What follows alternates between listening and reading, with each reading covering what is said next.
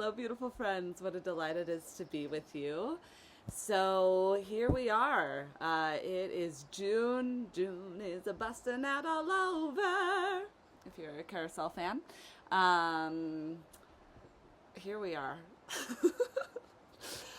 May was like a portal month. I felt like immediately immersed into this beautiful place of reflection and possibility. I have a lot of things moving in my chart right now that involve like a lot of sampling different realities and that sort of deal.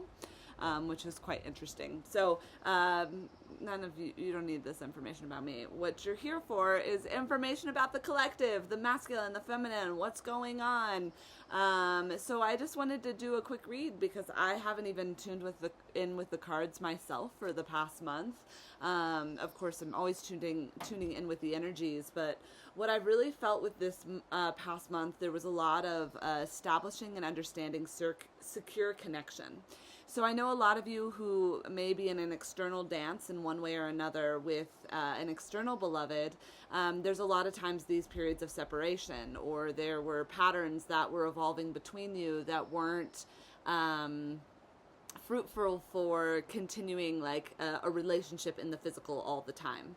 Now we are in the process of integrating, right? We are in the process of finding the bridge between the 3D world and the spiritual world. And I don't know about you all, but I feel like my spirituality has become embodied in a way that feels very normal lately. I just spit everywhere, like, blah.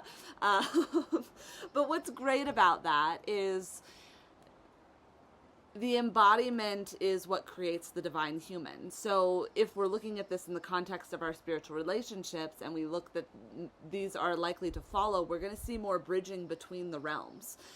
So for me, I'm a very active dreamer, and there's been a lot of energy around receiving communication in dreams.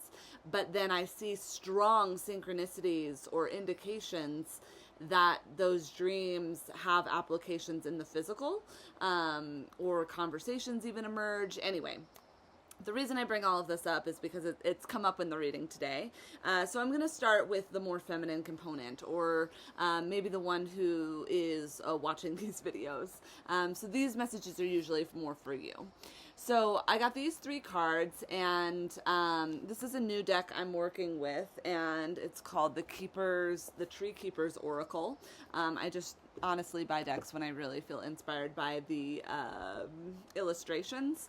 Also, I believe that the realm between the human realm and the Fae realm is getting a little more thin. I've been finding rocks appear in my life, kind of out of nowhere. I didn't find this one personally, but somebody found it on my property. They're like, oh, we just thought that you left it laying around somewhere by the stream. And I go, I did not, but this is amazing. So very exciting geode to find. Anyway, and it's definitely not like a wild geode. And I had found like a piece of like crazy, I don't know how to describe it, but it's beautiful. I'll bring it forward on the next video. Anyway, so what we're working with here in these cards is this card is the Child of Visions, or the Page of Cups. And I really just hear the Pollyanna like optimism, or Pollyanna optimism. Like it's just like this child carefree spirit. Now me personally, I've actually been in a form of life review where I've been reviewing old journal entries and looking at those sort of things because they are important to do that review, and visiting like the older version of myself who contained a little more pure of heart. Like I hadn't had many stabs yet this lifetime, and then I've journeyed through such dense relationships, with addicts, and, really kind of spending time with the shadow, and the reflection of the shadow as I've moved more into the integration, and the embodiment of my light.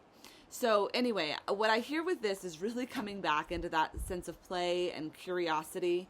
And this card came out. That was the Keeper of the invisibles. And I was like, oh, is this about like connecting with like your imaginary friends? And I actually heard that, yes, it's about connecting more with spirit guides, connecting more with the Fae realm. But the bigger piece of it is connecting with the beloved on the higher sense level and really strengthening that communication.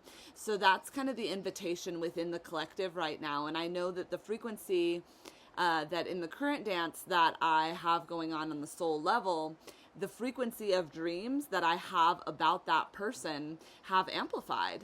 And I was sitting with one of my coaches and discussing like how that could just be a reflection of like the anima animus, like, and how that moves. And I loved like shifting the perspective. Maybe it's not about them at all. Like, what does this person and this soul reflection teach me? Now, of course, the messages are like phone call, or the dreams are like phone calls. They're such specific information. So it's not quite that. But anyway, I found it all very helpful. Okay, so I'm feeling a little rambly this video, so please bear with me. It's been a while since I've done one. Okay, so now we move over into the more masculine components. Now I found this really interesting, and I was glad to get my hit on it kind of confirmed by like the external tarot of the Lightseers deck. So the first card I see is this, which is Four of Boons, Four of Pentacles. You know, this is a card of lack, of starvation, of really kind of holding on to resources. Like, this is kind of a negative ego, you know. These trolls are really protecting those pies that they made in abundance and want to share. They want to share their gifts, but then their ego gets in the way of being able to do that. Now, I feel like this is a lot of what I've heard in connections. There's a lot of the masculine ego getting in the way and of connection, right? And this happens both within us and, you know, with the counterparts.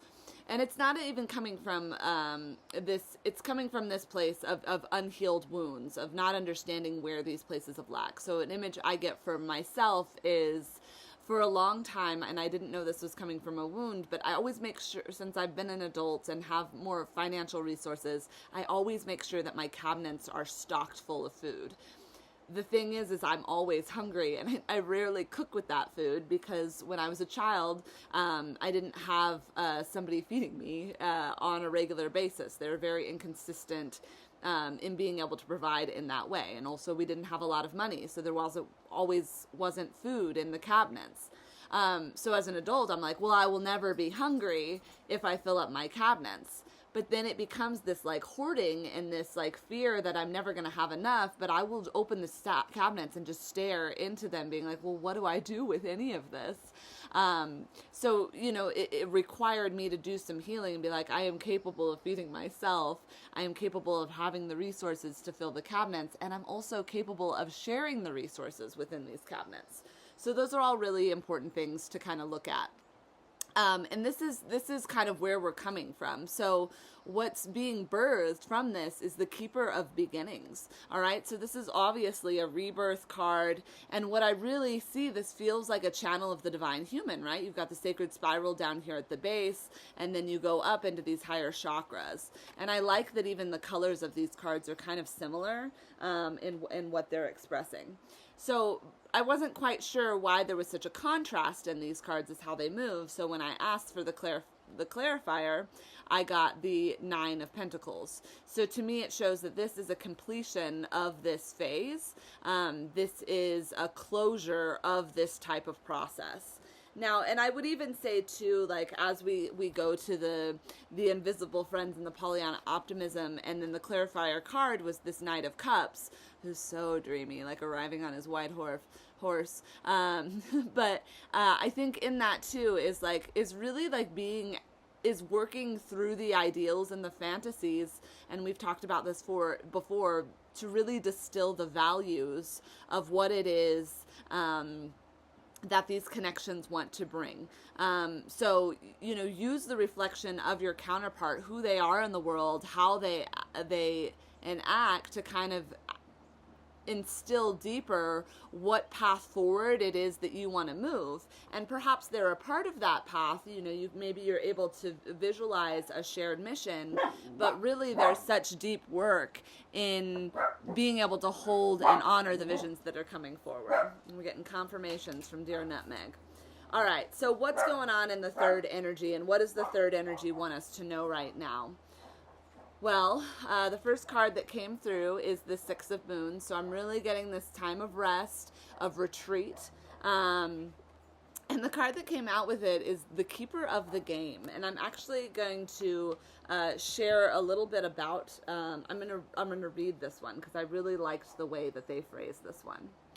So many of us sweep our discomforts under the rug, where they'll likely be less threatening, less likely to disrupt our state of comfort.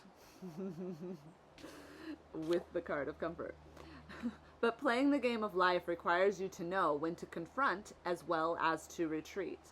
This moment challenges you to stand in your power and confront what seems overwhelming, intimidating, or downright scary. Crisis is the comparison of opportunity, so look beyond the surface for the opportunity calling you out of your comfort zone.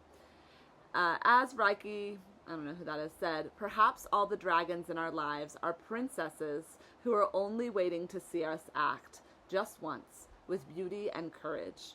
Perhaps everything that frightens us is, in its deepest essence, something helpless that wants our love. So I love sitting with that, and the clarifier card between the two was the High Priestess. Okay, so I really feel like the invitation of all souls, masculine and feminine, is tuning in with this higher, wiser guidance and really sitting with what's being activated, what's being gestated, what you need to sit with, what do you need to move with, and what do you need to take action upon. Because it is a time of embodiment. It is a time of embodying sacred knowledge, sacred wisdom. It is a time of really being in the clearest intuitive throw so that you may show up with precision. And I don't want this to feel like power or pressure. It should be a power of really recognizing your own gifts as they're coming more into the light. And you shouldn't have to work for this at this time. Things are going to be just moving so quickly through us as we embody. But I really feel that there's a completion of cycle happening with the masculine and a new beginning that's in the process of being birthed. And I love this reflection of also like letting go of the past ways that things have been reflected, the way that they have previously moved through you. I know for myself, I actually have a broken foot right now, and it's really hard to sit still and, just be with the presence of that. But I know I have a lot of computer work to do. I know there's a lot of things that I can do that don't require the action of being on my feet. So sit with that wisdom. I am glad to always offer my journey and my perspective, and I will be popping on more because I'll be in a more regulated environment for the coming weeks. If you do have any questions or would like to share your own journey, if you would like to have a session where we can really dive deep into your cards and your experience through the Akashic Records, I would love to connect with you. So just send me an email at prismhealers@gmail.com. Prism, not prison. Oh, it gets me every time. Okay, well, we'll see you when we see you. Aho!